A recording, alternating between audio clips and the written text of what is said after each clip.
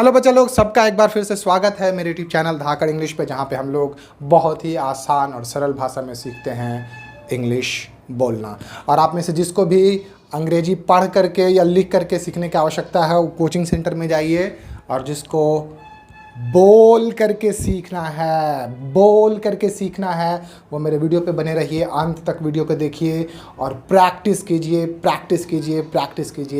Practice ही आपको perfect बनाएगा। Practice करके, बोल करके आप इंग्लिश बोलना सीख जाएंगे, चला करके बाइक चलाना सीख जाएंगे, थ्योरी सीखते रहेंगे। ऐसे चाबी लगाते हैं, ऐसे गियर चेंज करते हैं, ऐसे एक्सीलेटर देते हैं, वो एक बार काफ़ी है, लेकिन उसके बाद आपको प्रैक्टिस करना पड़ेगा ऑन द ग्राउंड। उसी तरह से इंग्लिश भी प्रैक्टिस करना पड़ेगा। एक बार फिर से आप सबका स्वागत है। इससे पहले वाली वीडियोस में मैंने आप लोगों को सिंपल प्रेजेंट टेंस और प्रेजेंट कंटिन्यूअस टेंस पढ़ा दिया है। आज सिंपल प्रेजेंट टेंस से रिलेटेड ही एक नया स्ट्रक्चर सीखेंगे। देखो, हम लोग आम बोलचाल की भाषा में जब बात करते हैं तब कुछ इस तरह के वाक्यों का इस्तेमाल करते हैं। आज एक पर्टिकुलर टाइप के सेंटेंस का यहाँ पर मैं जिक्र कर रहा हूँ। जैसे कि हम लोग बोलते हैं कि हमको अंग्रेजी आता है, ठीक है, उसको अरबी आता है, उसको संस्कृत आता है। तो यहाँ पे आने का क्या सेंस है, आने का क्या मतलब है? आने का मतलब है जब हम लोग यहाँ बिहार, यूपी, झारखंड, इस तरह के लोकल स्टेट में जहाँ पे हम लोग हिंदी में बात करते हैं, तब आने का मतलब होता है कि जानना। ठीक है ना, मुझे इंग्लिश आता है, आई नो इंग्लिश। उसे उर्दू आता है, ही नोज उर्दू। उसे संस्कृत आता है, ही नोज संस्कृत। उन लोगों को फारसी आता है, दे नो पर्सियन। तो इसको तो हम लोग आसानी से बोल लेंगे। आपको बोलना हो कि मुझे इंग्लिश आता है, तो आपने क्या दिया, मुझे इंग्लिश आता है, आई नो इंग्लिश। लेकिन अगर आपको ये कहना हो कि मुझे इंग्लिश पढ़ाना आता है, मुझे इंग्लिश लिखना आता है, उसे संस्कृत पढ़ना आता है, तब आप कैसे कहोगे?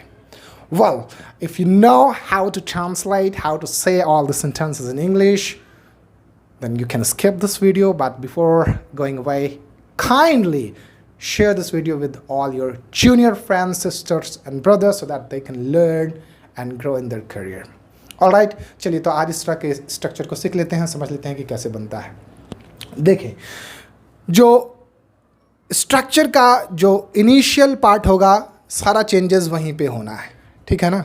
सब्जेक्ट के बाद आएगा नो या नोज, ठीक है।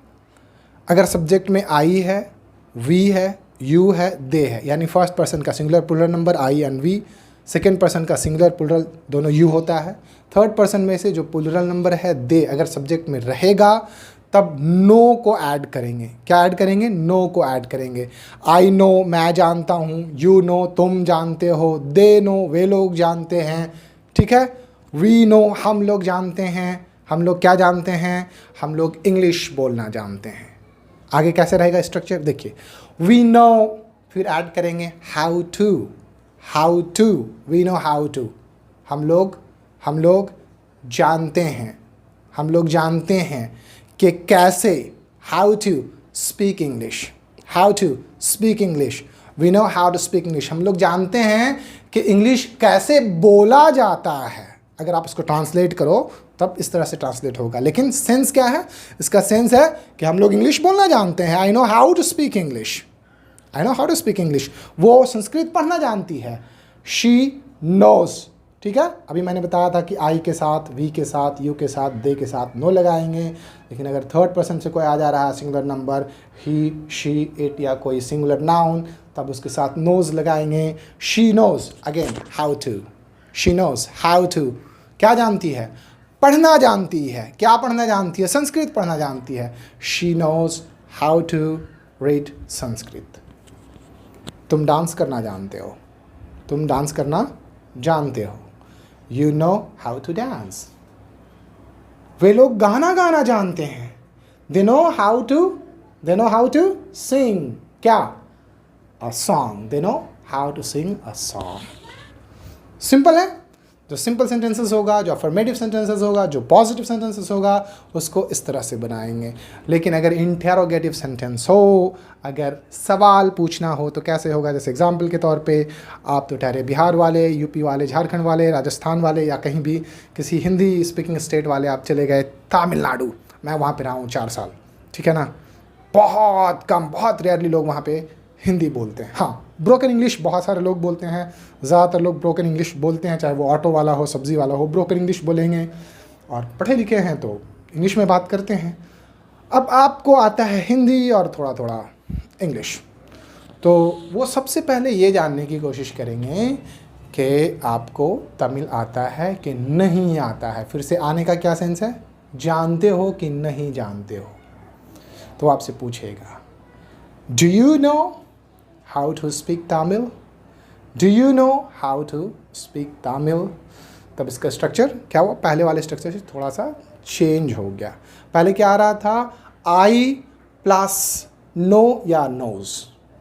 आई know, we know, you know, they know, he knows, she knows, it knows, Ram knows, कोई भी सिंगुलर नाम है तो ठीक है।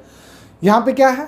पहले डू या डज बाहर आ जाएगा। इंटेरोगेट कर रहे हैं, सवाल पूछ रहे हैं, क्या वो संस्कृत पढ़ना जानती है, या क्या वो तमिल पढ़ना जानती है, क्या वो तमिल बोलना जानती है? Does she no, does she no. अब यहाँ पे शी नोज नहीं बोलेंगे, ऑलरेडी डज ऐड कर दिया है, पहले ही ऐड कर दिया है इंटेरोगेट करने के लिए। Does she no. और फिर से आपका जो पहले वाले स्ट्रक्चर का आखिरी हिस्सा था, आखिरी भाग था, does she know how to, आगे जो भी आपको पूछना हो, does she know how to read Tamil, does she know how to speak Tamil, does she know how to write Tamil. क्या वो घोड़ा दौड़ाना जानता है? Does he know how to ride a horse? Does he know how to ride a horse? क्या तुम English पढ़ाना जानते हो? Do you know how to teach English? Do you know how to teach English? क्या तुम bike चलाना जानते हो? ठीक है ना, आपका कोई तमिलन दोस्त आके आपसे पूछ रहा है कि यार मुझे कहीं जाना है, मुझे बाइक चलाना नहीं आता है, ठीक है ना।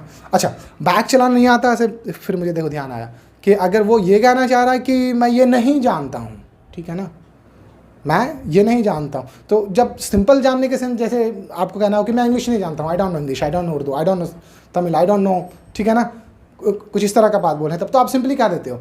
लेकिन जब उसमें एक और एक्शन ऐड हो जाता है, ठीक है ना, कि मैं बाइक चलाना नहीं जानता हूँ, तब आप इस नेगेटिव सेंटेंस कैसे कहोगे? आप कहोगे I don't know, I don't know how to ride a bike, I don't know how to ride a bike. वो कार चलाना नहीं जानती है, she does not know, she does not know how to drive a car, she does not know how to drive a car.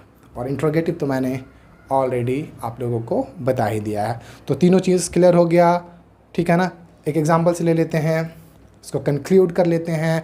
मैं English पढ़ाना जानता हूँ, I know how to teach English. मैं इंग्लिश पढ़ाना नहीं जानता हूँ, I don't know how to teach English. क्या मैं इंग्लिश पढ़ाना जानता हूँ? Do I know how to teach English? Okay, आपको तीनों स्ट्रक्चर क्लियर है। अब आपको जब कभी भी इस तरह के वाक्य बोलना हो, पॉजिटिव में, नेगेटिव में, या किसी को इंटरोगेट करना हो, किसी पूछना हो, ठीक है ना, क्या तुम ये जानते हो, क्या तुम वो जानते हो, क्या तुम ये करना जानते हो, क्या तुम वो करना जानते हो, क्या तुम नाचना जानते हो, क्या तुम गाना गाना जानते हो, क्या तुम कार चलाना जानते हो, कुछ भी, ठीक है, तब आप इस स्ट्रक्चर का इस्तेमाल करके इंग्लिश में उससे बातचीत करते हुए आप उससे सवाल पूछ सकते हैं। अपनी कम्युनिकेशन में, अपनी कन्वर्सेशन में इस स्ट्रक्चर का इस्तेमाल कर सकते हैं। होप के ये हेल्पफुल है। अगर वीडियो पसंद आया है तो लाइक करना बिल्कुल भी ना भूलें, दोस्तों के साथ शेयर कर दें, और अगर चैनल पर नए हैं तो चैनल को ज़रूर सब्सक्राइब कर लें। मिलते हैं फिर से एक नए वीडियो में, तब तक के लिए आप सभी का शुक्रिया। थैंक यू, धन्यवाद।